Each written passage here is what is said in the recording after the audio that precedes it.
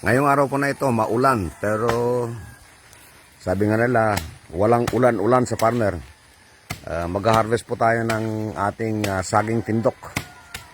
And ito po yung unique na saging na masyado malaking bunga. Hinahinay lang to, basta matumba kalit.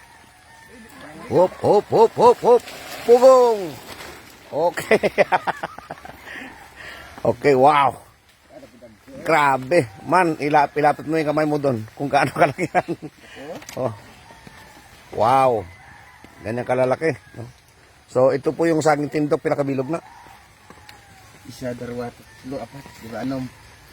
Ito, 8, 10, 11, 12, 13. Wow, 13.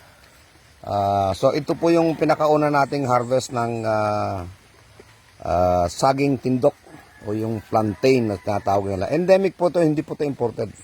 Local po to na saging. And dalawa itong natanim dito ni Jun Solin, yung aking isa sa mga workers dito sa farm. And yung isa, nandun pa sa taas. Hindi pa natin na-harvest sapagkat bata pa siya. No? So siguro after mga 2 weeks. So ito yung una nating hinarvest ngayon. Sige to, utda. Okay, so first harvest of saging tindok. By the way, mayroon kaming pinopropagate nito na mga tissue culture.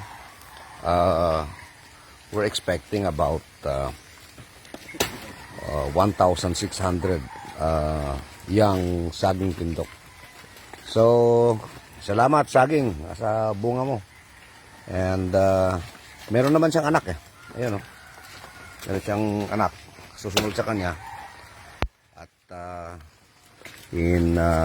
siguro in about a year ay mamumunga na rin to. So thank you saging tindok sa iyong bunga.